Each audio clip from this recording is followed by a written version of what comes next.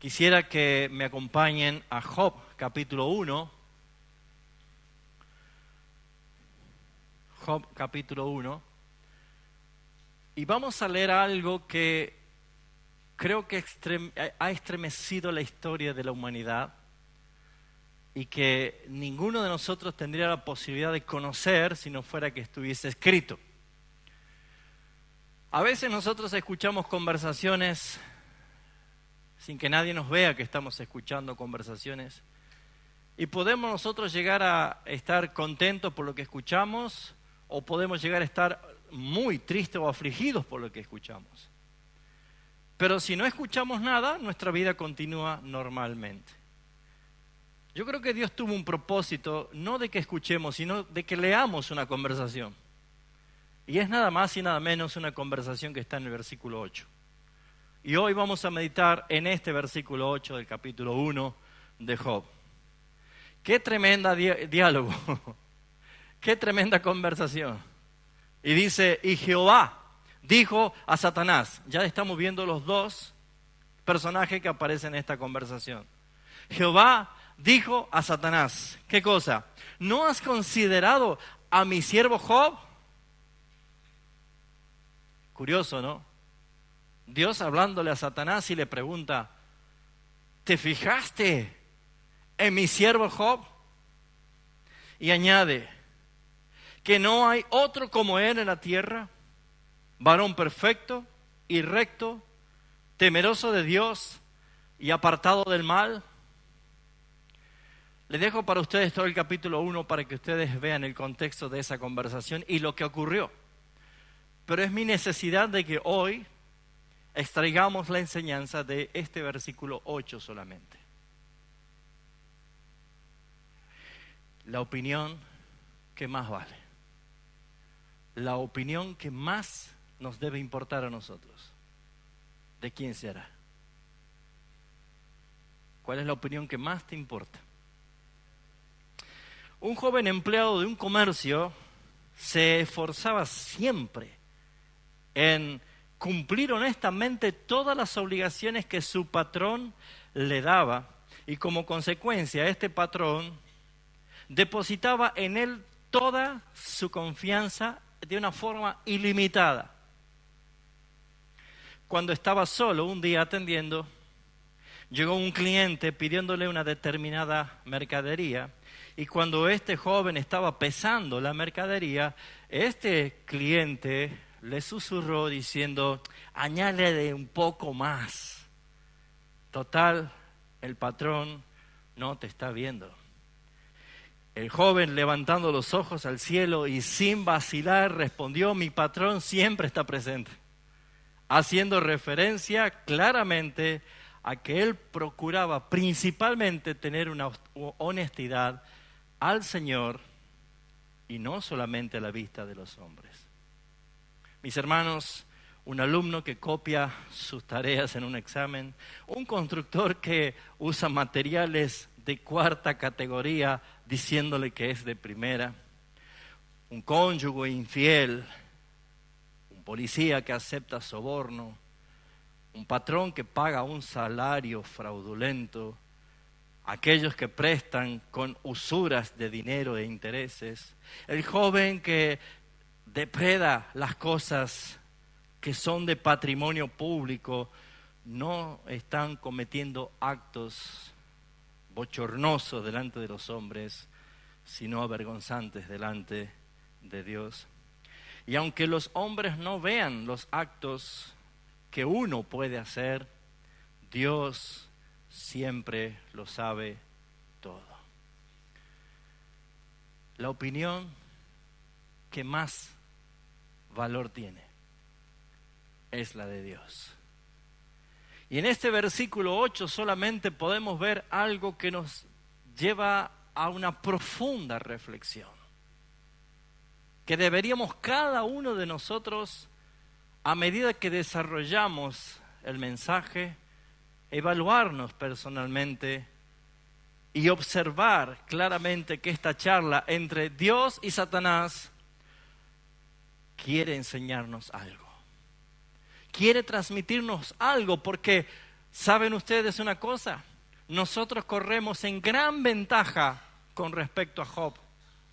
Si usted lee todo el libro de Job, va a llegar a la conclusión que Job nunca se enteró de que Dios había hablado con Satanás y Dios había permitido que esto pase. Job nunca lo supo.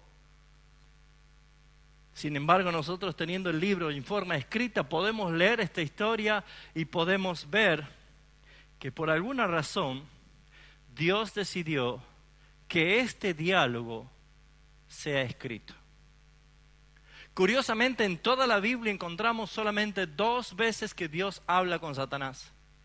Una es esta, en Job capítulo 1, y la otra es cuando Jesús, que es Dios, fue tentado en el desierto y él tuvo que reprender al mismísimo diablo. Otra vez, nadie estaba allí en el desierto, solamente Jesús y Satanás. Pero déjeme decirle que el Señor inspiró a los autores de los evangelios para relatar un caso que nadie había sido testigo, nadie estuvo allí para verlo, pero por revelación Dios inspira para que se escriba. Y saben, si Dios determinó de que estas 2 conversaciones estén en la Biblia, creo que deberíamos nosotros aprender lo que Dios quiere decirnos. Así que vamos a preguntarnos, ¿qué podemos nosotros aprender de este diálogo? Si usted quiere que hagamos una revisión del contexto, podemos leer nosotros desde el versículo 1 diciendo: hubo en tierra de Uz un varón llamado Job, y era este hombre perfecto y recto, temeroso de Dios y apartado del mal. Y le nacieron 7 hijos y 3 hijas, y su hacienda era de 7,000 ovejas, 3,000 camellos, 500 yuntas de bueyes, 500 asnas y muchísimos criados. Y era aquel varón más grande que todos los orientales. Versículo 4. E iban sus hijos y hacían banquetes en sus casas, cada uno en su día. ¿Cuántos varones tenían? 7. ¿Cuántos días tenemos en la semana? 7. Así que tenían asado todos los días. Y como había 3 mujeres, las mujeres eran más privilegiadas porque ellas iban un día a cada casa del hermano. O sea, que tenían más provecho las mujeres, ¿no es cierto? Y dice que enviaban a llamar a sus 3 hermanas para que comiesen y bebiesen con ellos. Una familia próspera, rica como la de Job, seguramente disfrutaban de lo que tenían. Y acontecía, versículo 5, que habiendo pasado el turno de los días del convite, Job enviaba y los santificaba y se levantaba de mañana y ofrecía holocaustos conforme al número de todos ellos. Porque decía Job: quizás habrán pecado mis hijos y habrán blasfemado contra Dios en sus corazones. De esta manera hacía, ¿cuándo? Todos los días. ¿Será por eso que tenía tantos animales para sacrificar? ¿O será que eran tan pecadores los hijos que tenía que tener cantidad de animales para sacrificar todos los días? Lo importante es ver que este hombre amaba a Dios. Versículo 6. Un día vinieron a presentarse delante de Jehová los hijos de Dios, entre los cuales vino también Satanás. Y dijo Jehová a Satanás: ¿de dónde vienes? Respondiendo Satanás a Jehová le dijo: de rodear la tierra y de andar por ella. Déjeme decirle que esa respuesta no quiere decir que Satanás andaba haciendo un tour o andaba paseando. El contexto nos muestra que Satanás estaba rodeando la tierra con el único objetivo de arruinar, matar, robar, destruir, hacer todo posible por arruinar toda la creación de Dios, incluso aquellos que tienen fe en Dios. Satanás le dijo: vengo de rodear la tierra y andar por ella. Por esa razón, versículo 8, Jehová le dijo: ¿y tú has considerado ¿Pusiste tus ojos en mi siervo Job, que dice que no hay otro como él en la tierra? Varón, ¿cómo? ¿Y qué más? ¿Y qué más? ¿Y qué más? Respondió Satanás a Jehová y le dijo: ¿acaso teme Job a Dios de balde? ¿No le has cercado alrededor de él y a su casa y todo lo que tiene?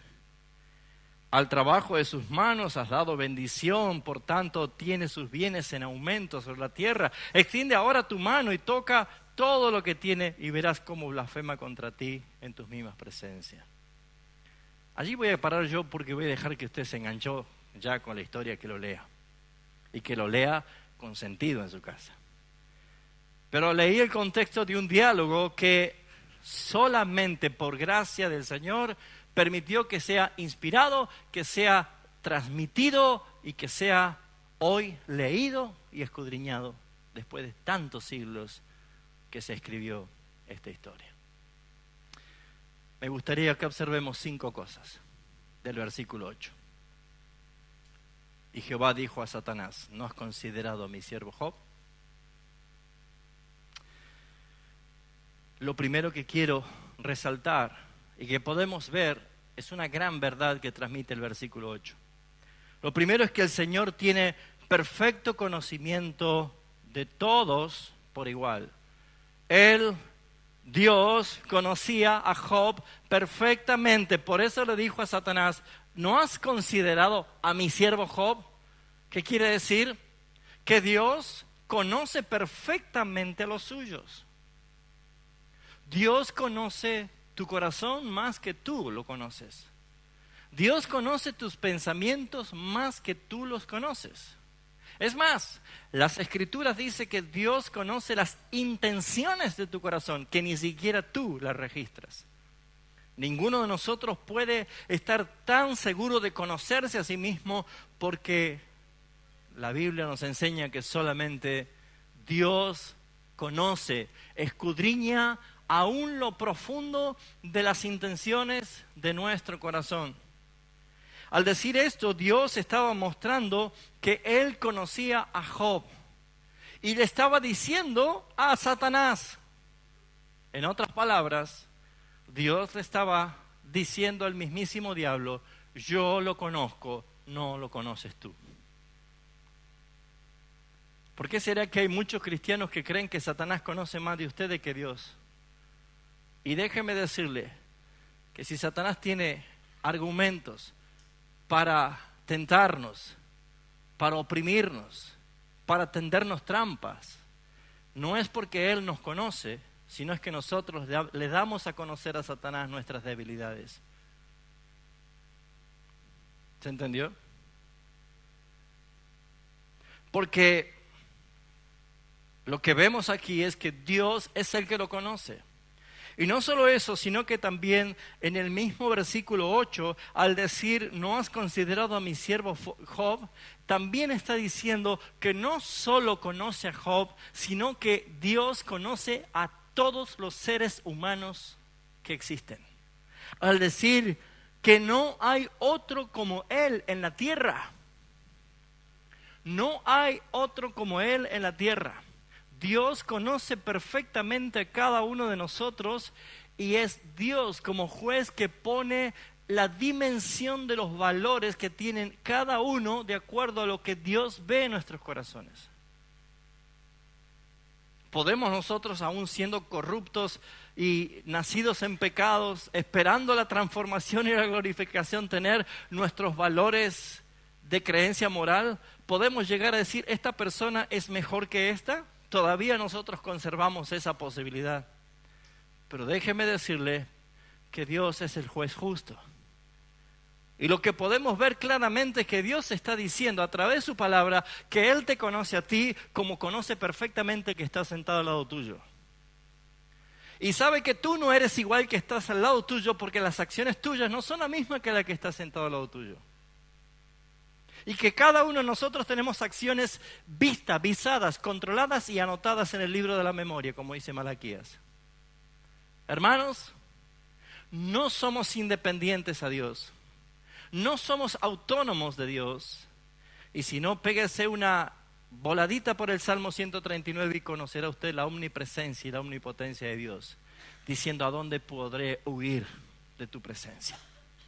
¿A dónde? Va a llegar a maravillarse tanto como dijo el salmista: este conocimiento es demasiado maravilloso para mí. Alto es, no lo puedo comprender. Aún no está la palabra en mi boca. Señor, tú ya lo sabes. Ese es el Dios que tenemos. ¿Cuánto alaban a Dios? Ahora hay dos pensamientos que se manifiestan cuando conocemos este atributo de Dios. Hay algunos que se alegran. Qué bueno que Dios conoce todo de mí. Me siento confiado. Y hay otro que dice: oh, mamita querida. Espero que usted entienda lo que es la gracia. Espero que usted entienda lo que es la justificación y la sustitución de Cristo en la cruz del Calvario, para que erradique ese pensamiento de culpabilidad y de autojusticia, y confiando en esa cruz donde el Señor ya venció.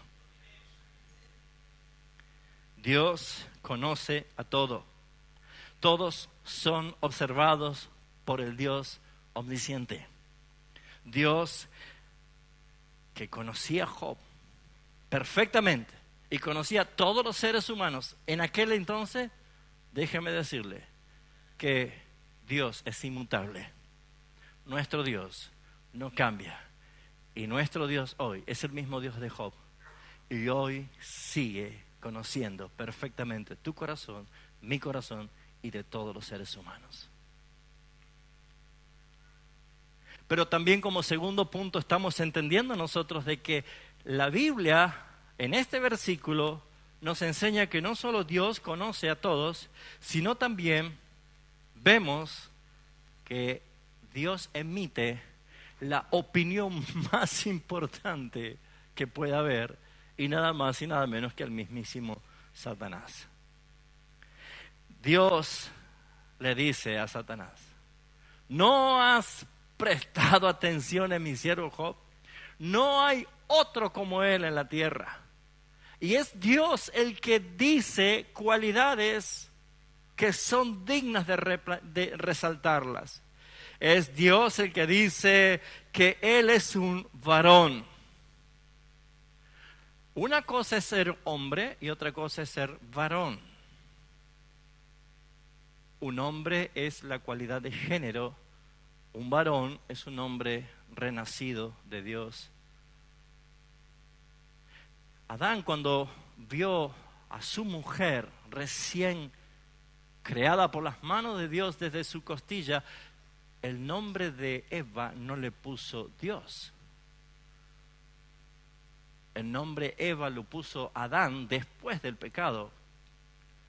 Pero el nombre que recibió la mujer no era Eva originalmente, sino que Adán le puso el nombre que debería. ¿Cuál era? ¿Se acuerdan? Varona. ¿Por qué? Porque del varón fue tomada. Es un principio de vida espiritual que diferencia a la raza. Nosotros somos en Cristo varones y varonas. ¿Por qué? Porque somos creación de Dios. Cuando es creación del hombre caído, Adán le puso: ahora tu nombre será llamada Eva, porque serás madre de muchos hijos. En otras palabras, para lo único que vas a servir es para tener hijos. Pero primero reconoce que él es varón. Un varón está puesto en la postura y en la calidad de hombre de fe, puesto que no haría Job lo que dice el versículo 4 y versículo 5 si no fuese un hombre de fe. Un hombre que por revelación sacrificaba animales para santificar a sus hijos y propiciar la ira de Dios por si sus hijos pecaron contra Dios y blasfemaron contra Dios. Por lo tanto, la condición de un varón de Dios o una varona de Dios es una vida de fe, una vida consagrada al Señor, una vida temerosa de Dios, una vida que refleja como frutos por ser varón lo que dice subsiguiente, que es perfecto, recto, temeroso de Dios y apartado del mal. Yo quisiera preguntarte, ¿te interesa lo que Dios opina de ti? ¿Vale la opinión de Dios? ¿Saben que un día Jesús le dijo a sus discípulos, ¿qué dice la gente acerca de mí? ¿Se acuerdan? Jesús quería saber la opinión de la gente y la gente tenía distintas opiniones. Tal es así que Pedro dijo, uno dice que eres un profeta que ha resucitado. Otro que eres Elías, otro que eres Juan el Bautista que has resucitado. Y Jesús le dice, ¿y ustedes qué opinan de mí? Y hubo un silencio. Es el único que se paró y dijo, tú eres el Cristo, el Hijo del Dios viviente. Inmediatamente Jesús dice, bienaventurado eres Simón, hijo de Jonás, porque no te lo reveló carne ni sangre, sino que te lo reveló mi Padre que está en los cielos. Amados hermanos, Jesús tenía la opinión de la gente, Jesús tenía la opinión de sus discípulos, pero lo que Jesús ya tenía era la opinión de su Padre. Por eso es que el Padre le reveló a Pedro quién era Él. Porque Pedro podría haber sido los que guardaban silencio como los demás, o Pedro podría haber sido uno de los tantos que opinaban lo que los demás opinaban. Solamente nosotros tenemos que ver que al ser humano sí le afecta lo que la opinión de la gente se dice. Hay personas que se deprimen por escuchar lo que hablan de usted. Hay personas que toman euforia por escuchar lo que hablan de usted. ¿Cuántas personas hacen todo lo posible por tener buena opinión de la gente? Mis hermanos, vivimos en un mundo que hoy te aplauden y mañana te dicen crucifíquenlo. La opinión de la gente va a ser emocional y cambiante permanentemente. Cuando usted puede poner la mirada en Cristo y entender quién es el que debe dar la opinión que trasciende, es la opinión del Padre.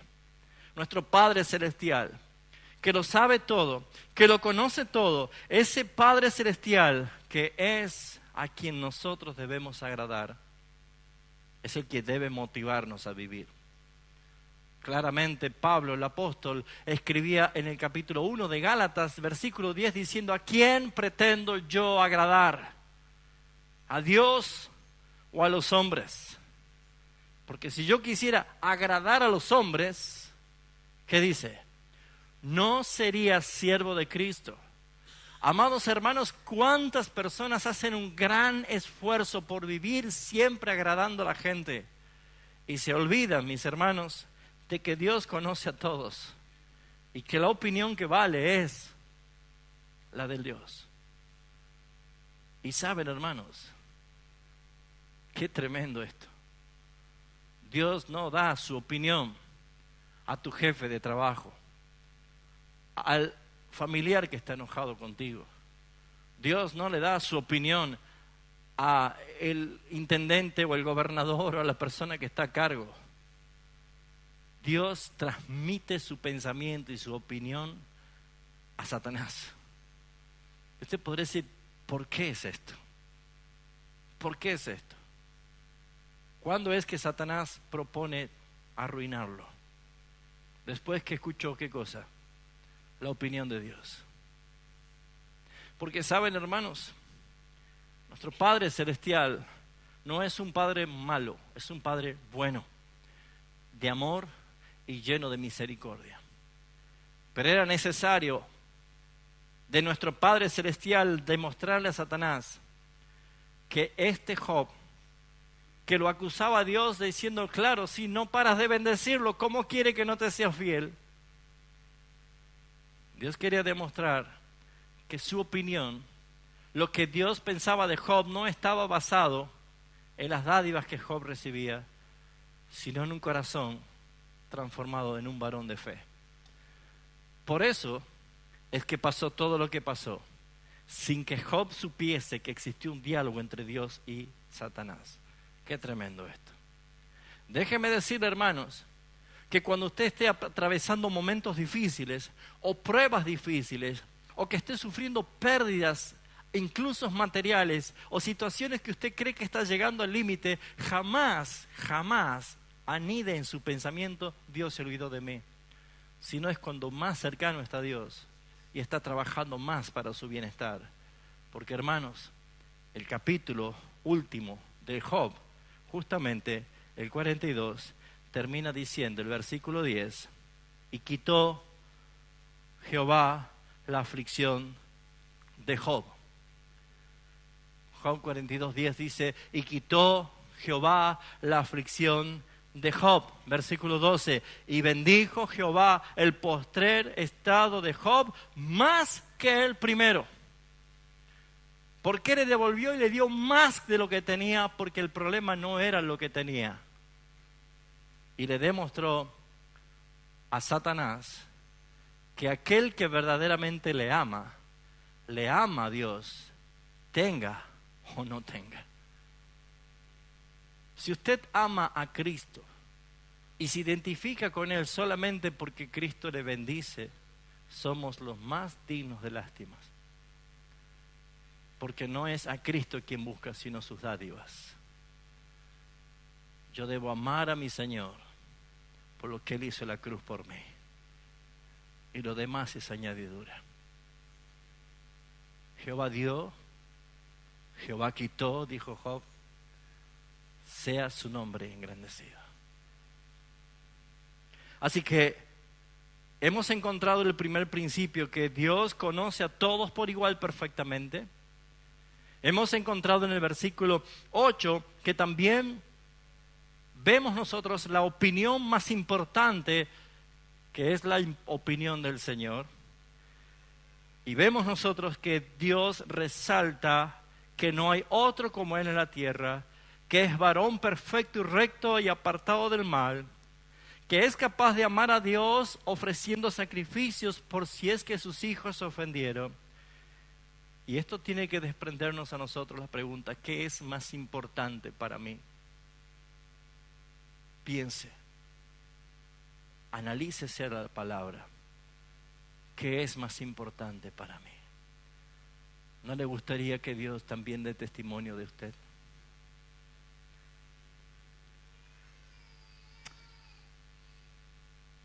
No sé si a usted le pasa lo mismo que a mí. Cuando yo leo la historia de Job y estos primeros capítulos, tengo la tendencia de compararme con Job y decir,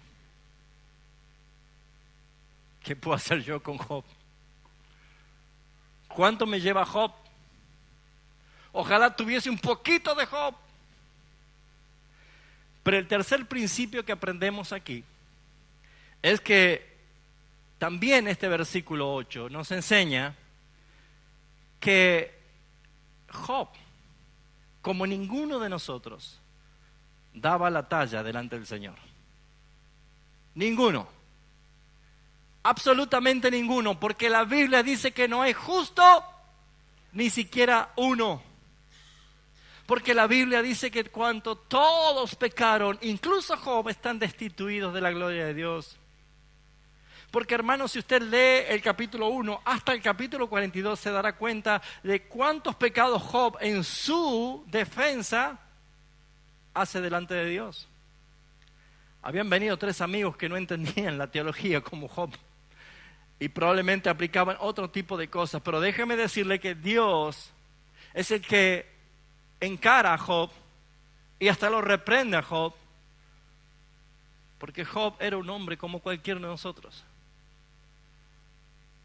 ¿Cree usted que Job era mejor que nosotros? ¿Cree usted que Job sí daba la talla delante de Dios? No, mis hermanos. Y hay algunos argumentos claramente para poder entender que Job era un pecador como nosotros, un mortal como nosotros, y que necesitamos nosotros entender que Job era un hombre que necesitaba de la gracia de Dios también. Veamos algunos argumentos. Primero, sabemos que todos los hombres somos pecadores desde Adán, incluso Job. No hay nadie que pueda justificarse delante de Dios por sus hechos, por sus actos. Usted lucha día a día para ver qué cosas buenas hice hoy, para entonces tener paz. Hermanos, los que están pensando así, déjenme decirle que lo único que están haciendo es un esfuerzo en la carne. Porque somos llamados a hacer buenas obras. Pero las buenas obras no son las que determinan la salvación, sino es la gracia de nuestro Señor Jesucristo.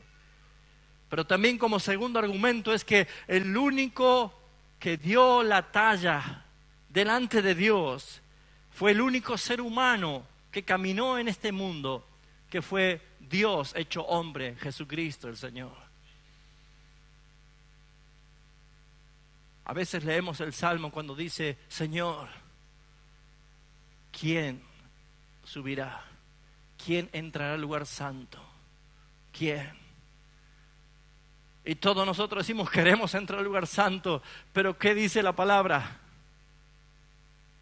El limpios, el de labios puros, el que no ha elevado su alma a cosas vanas. Oh. ¿Quién entrará, Señor, a tu lugar santo para adorar? Si esas son las condiciones, ¿quién entra? Yo no puedo entrar. ¿Usted? Pero sin embargo la Biblia dice que podemos entrar confiadamente al trono. ¿Cómo lo logramos? ¿Quién fue? No hay otro más. Ese salmo habla de Cristo, como toda la Biblia habla de Cristo. Él es el único digno de toda alabanza. Apocalipsis dice, vi en los cielos y en la tierra y debajo de la tierra, y no había nadie digno que abriese el libro, nadie digno. Y yo lloraba mucho, dice Juan, hasta que vino alguien y me dijo, no llores, he aquí. Amén. La raíz de David. Aquí el Cordero de Dios, el león de la tribu de Judá. Él es el único digno de abrir el libro, el único digno de leer el libro. El único digno es Jesucristo, nuestro Señor y Salvador. Por esa razón es que nosotros vemos que Job no daba la talla, porque no podría haber dos hombres dignos. No podía haber nadie más que Jesús. Como tercer argumento, debemos entender que ser una persona íntegra no significa ser una persona sin pecado. Job era un hombre íntegro, porque integridad significa tener coherencia entre lo que hacía, decía y actuaba. Tener una coherencia, un criterio de vida. Pero la integridad no es lo mismo que la santidad, que estar sin pecado, que ser justificado. Un hombre estaba con la mujer en un hotel y pidió para comer una pizza. Y le trajeron una pizza, un delivery. Y cuando abrió la caja se dio cuenta que no era una pizza, sino que había $20,000 en fajos envueltos allí. Y este hombre dijo, Dios, ¿qué es esto? Entonces la mujer le decía, quedémonos. Y dice, no, no es nuestro. Entonces llamó por teléfono a la pizzería y le dijo, mire, por error trajeron una caja que no había pizza, sino que había $20,000 en fajo. El dueño de la pizzería se agarró la cabeza y claro, había visto que el empleado, sin darse cuenta, tomó una caja donde tenía el dinero y la puso donde estaba la pizza por error. Entonces llegó el momento en que vino toda la gente y este dueño quería congraciarse por la honestidad de este hombre y llamó a la prensa, los canales de televisión, porque quería que se sepa qué honestidad de este hombre. Y resulta ser de que este hombre no quería salir a la calle. ¿Pero por qué? No entiendo. Mire, yo le devuelvo, pero no me filme, por favor. Pero yo quiero que todo el mundo sepa que hay una persona íntegra. Mire, señor, déjeme decirle la verdad. Yo puedo ser honesto en devolverle el dinero, pero no soy íntegro. Porque la mujer que está aquí no es mi esposa, es mi amante. Y si es publicado, imagínense en qué iba a pasar. ¿Entiende la diferencia? Muchas personas creen que hacer actos buenos habla de una vida realmente regenerada. Hermanos, no es Job el que daba la talla por más de todo lo que hizo, porque él era uno de los tantos y de todos los pecadores que hemos nacido desde Adán. Último argumento para mostrar que Job no daba la talla es que Dios define a Job, defiende a Job, pero no justifica a Job por sus hechos. Job, al final de su libro, dice: yo antes de oída te oía, mas ahora mis ojos te ven. ¿Y qué dijo? Y me arrepiento. Así que este versículo 8 tiene tantas enseñanzas para nosotros, simplemente en observar que Dios conoce a todos, que Dios emite una importante opinión y nada más y nada menos que a Satanás. Pero también Dios nos baja a nosotros de la idolatría a los hombres que creemos que hacen bien las cosas, al mostrarnos que Job y nadie da la talla para lograr su salvación por sus obras. ¿Cómo entonces nosotros podemos sacar de este texto el Evangelio de Jesucristo? Nuestra única esperanza está en alguien mucho más grande que Job. Fíjense ustedes qué importante ver esto. En cuanto a la opinión, note usted que el versículo 8 dice: y Jehová dijo a Satanás: ¿no has considerado a mi siervo Job, que no hay otro como él en la tierra? Es varón perfecto, recto, temeroso de Dios y apartado del mal. Note usted y compare el versículo 1 conmigo. Hubo en tierra de Uz un varón llamado Job. Este era varón perfecto, recto, temeroso de Dios y apartado del mal. ¿Nota alguna similitud entre el 1 y el 8? Especialmente la última parte es muy idéntico. Describe prácticamente lo mismo, pero ¿saben? No es igual. No es igual. Principalmente, vemos nosotros claramente que el versículo 1 está diciendo: este era un hombre. Y el versículo 8 dice: este era un varón. ¿Por qué dista esta diferencia? Porque el versículo 1, sin saber quién, es la opinión del autor del libro de Job. Pero el versículo 8 es la opinión de Dios. ¿Se entiende? Puede haber parecida opinión entre los que la gente dice de ti. Y probablemente diga lo mismo que piensa Dios de ti. Que eres un varón o una varona temeroso de Dios, recto, apartado del mal. Pueden decir esto la opinión de la gente. Tu hermano que está allí sentado, tu pastor puede decir esto: este es un hermano, esta es una hermana realmente valeroso en la fe.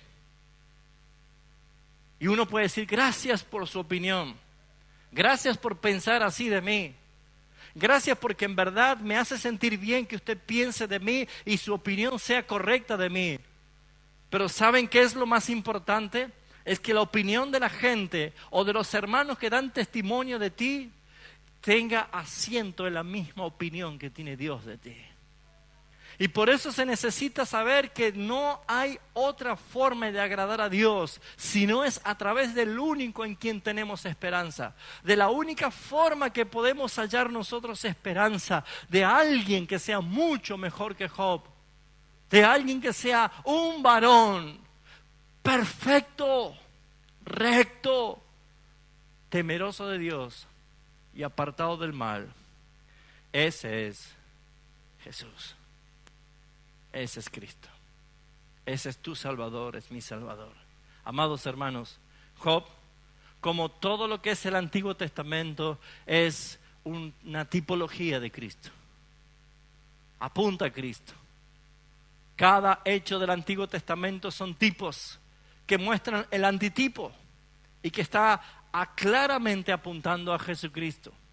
Y vemos nosotros que Job está aquí siendo el que recibe la opinión, no siendo perfecto, para que nosotros hoy deduzcamos esto. Si Job era uno de los tantos que no era perfecto por haber sido nacido en pecado, ¿de quién está hablando aquí? Y está hablando de Cristo. Es el Evangelio de Jesucristo nuestro Señor. Porque al decir, no hay otro como Él en la tierra, ¿no te lleva a Cristo? ¿No te conduce a Cristo? Pensar, no hay nadie mejor en la tierra que Él. ¿De quién? Yo no pensaría en Job. Yo no pensaría en ningún hombre que ha trascendido la historia del cristianismo o de la fe cristiana a través de los siglos. Cuando alguien te dice, no hay otro como Él en toda la tierra, ¿no te lleva a Cristo? ¿No te lleva a depositar tu confianza en Cristo? ¿No está hablando de Él, de nuestro Señor Jesucristo, cuando dice, no hay nadie que sea apartado del mal como Él? ¿No te estás llevando a Cristo, que Él es el único apartado del mal? Cuando te dice, no hay nadie más perfecto que Él, ¿no está describiendo a Cristo? No hay nadie que pueda ser más temeroso de Dios el Padre. Porque temor no es terror, temor es obediencia. Y sabe, mi hermano, yo puedo decir, soy un hombre temeroso de Dios, pero si no soy obediente, estoy demostrando lo contrario. Temor es obediencia. Y no hubo nadie en la tierra que obedezca como lo hizo nuestro Señor Jesucristo. Por eso es que aquí está una descripción de Cristo. Debemos poner nuestra esperanza solamente en el Señor Jesucristo. Así como Job lo hacía todos los días en Jehová Dios, sacrificando holocausto para santificar a sus hijos, Jesús fue el Cordero de Dios que logró nuestra santificación para siempre, justificándonos en la cruz del Calvario, librándonos a nosotros para siempre de la condenación eterna. Por eso dice Pablo como una gran noticia, ahora pues ninguna condenación hay para los que están en Cristo Jesús. Pablo pudo escribir, ahora nosotros tenemos paz para con Dios porque fuimos justificados por medio de Cristo Jesús. Por eso es que debemos ver que este versículo 8 nos enseña cosas hermosas y trascendentales. Y por último punto, el punto 5, una quinta enseñanza que sacamos de este texto, es que la integridad no es la base de nuestra salvación, sino que es el fruto de nuestra salvación. La integridad de Job estaba mostrando que era un hombre de fe. Y la fe es lo que muestra las acciones de un hombre íntegro, de una mujer íntegra, de un cristiano, de un creyente, alguien que le crea al Señor, que le crea su palabra y que lo hace en verdad con un corazón agradecido. La integridad hace que después de medio de toda esta tribulación, Dios mantenga permanentemente un corazón íntegro en Job, porque amaba, porque en verdad él tenía fe en el Dios que había creído. En el capítulo 2 de Job, después que la calamidad llegó una tras otra, sin respiro, sin prisa y sin pausa, una calamidad tras otra, de tal manera que llegó incluso a ser herido con una úlcera, con llagas, y que no podía ni siquiera estar en pie. En el capítulo 2, versículo 9, la mujer le dice a Job, su esposa, parece que la gran calamidad fue que la esposa siga viva, ¿no? Pero ella le dijo, murieron todos, perdió todo. Y ella todavía le dice en su dolor, escuche, lea conmigo, ¿aún retienes tu integridad? Capítulo 2, versículo 9. ¿Aún retienes tu integridad? ¿Cuál es el consejo que le da la esposa a Job?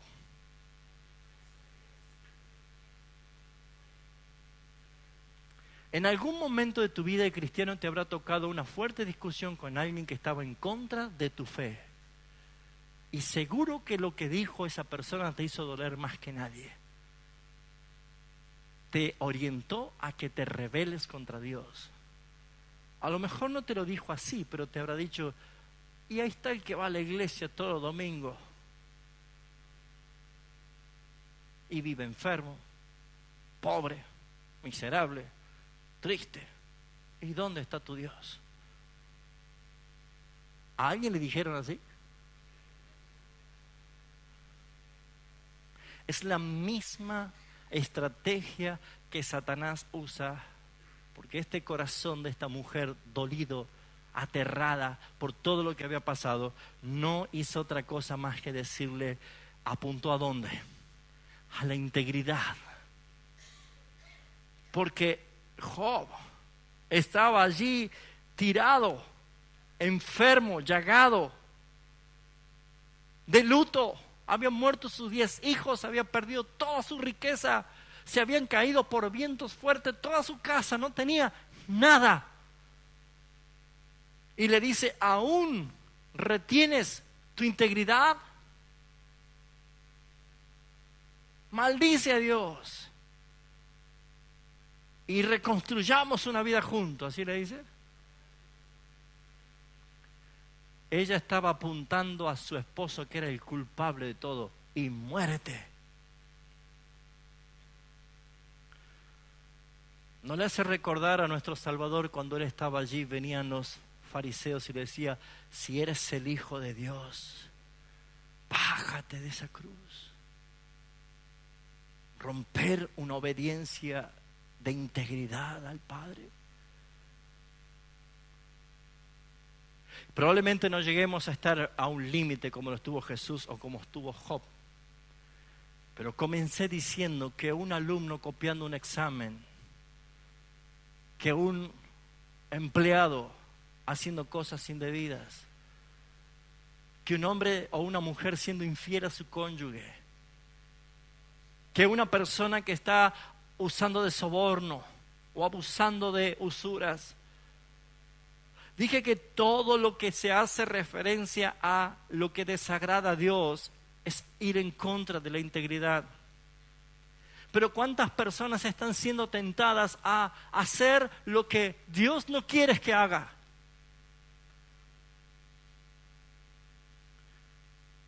Job, versículo 10, le responde a su mujer y le dice, como suele hablar cualquiera de las mujeres fatuas, que quiere decir sin entendimiento, necias, sin sentido. Así has hablado. Y dice, ¿qué? Ese qué parece una puñalada, ¿no? Y la pregunta que sigue, ¿recibiremos de Dios el bien y el mal no lo recibiremos? Con todo esto, no pecó Job con sus labios.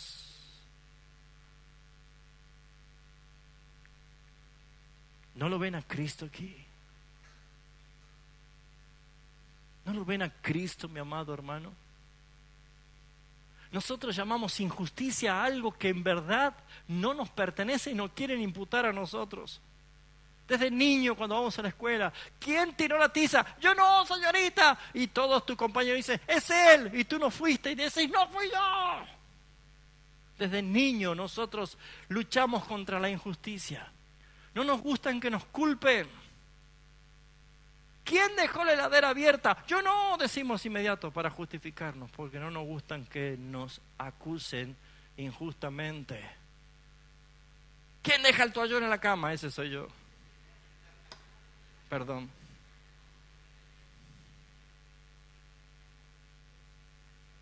¿Soy el único?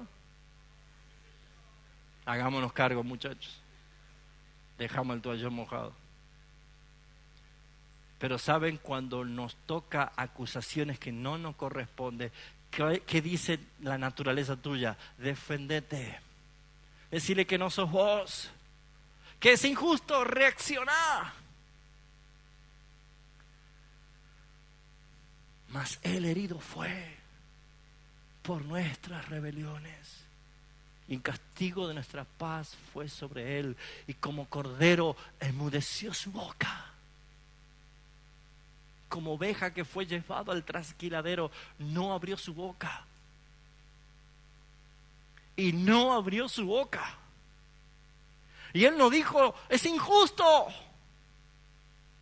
Él tomó tus pecados, mis maldiciones, mis maldades, mis iniquidades y todas las nuestras, y la cargó sobre Él. Y el peso de nuestra culpa y el peso de la suciedad de nuestros pecados estaban sobre Él. Y Él no abrió su boca. Él dijo, ¿recibiremos el bien solamente de Dios y no el mal? Y con todo esto no pecó. Nuestro Señor no pecó. Él recibió el castigo de nuestra paz sobre Él.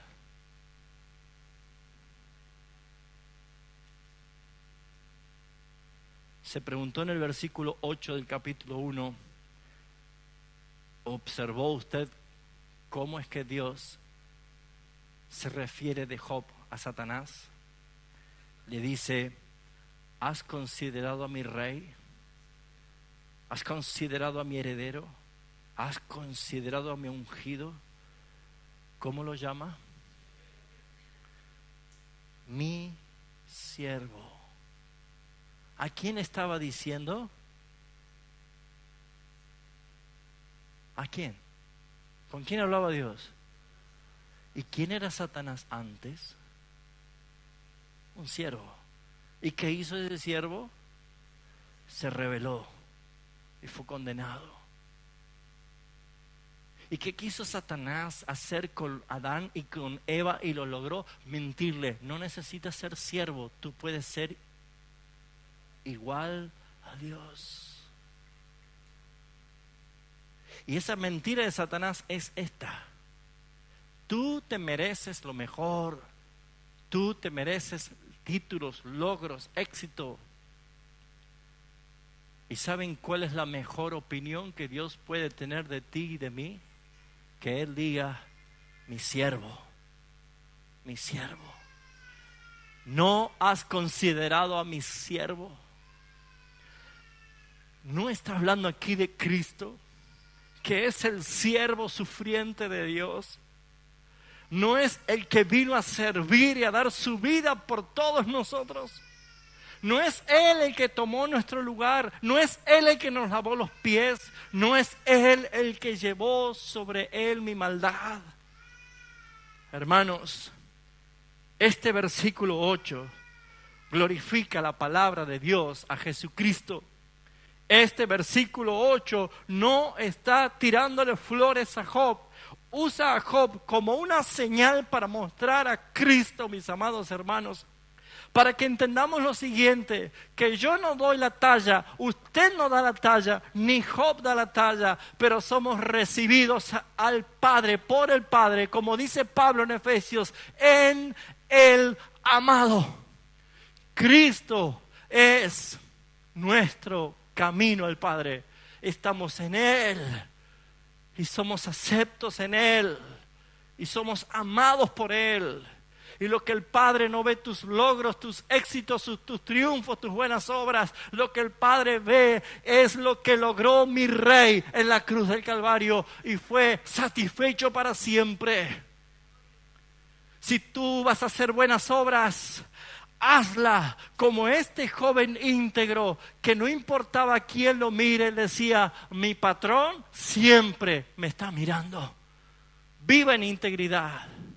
Viva en santidad, esfuércese, que la santidad le duela, le cueste, mi hermano, porque todos somos débiles, porque todos somos pecadores.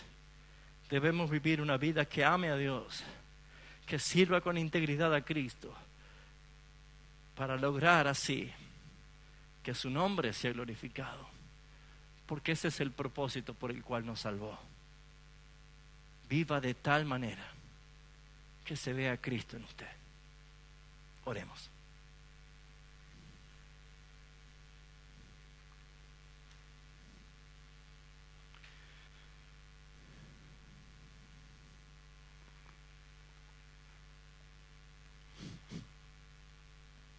En esta mañana, Padre Celestial, queremos darte gracias por habernos bendecido con tu palabra, por llevarnos a reflexionar. Pero ahora estamos en el punto en que tenemos que aplicar tu palabra, Señor. ¿Qué haré sabiendo que tú lo sabes todo de mí? ¿Qué haré, Señor, sabiendo que tú conoces mis pensamientos y discernes las intenciones de mi corazón?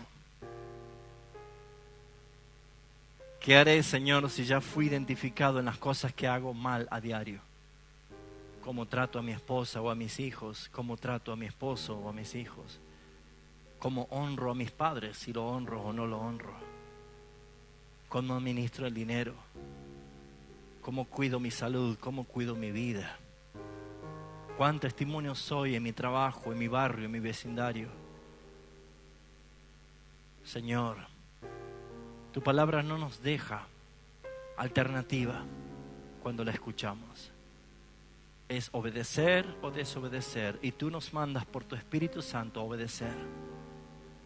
Por lo tanto, Señor, en esta mañana, como mensajero de tu palabra, estoy trayendo un mensaje para que la iglesia responda afirmativamente por la fe y en obediencia a que ya no más una vida de falta de integridad.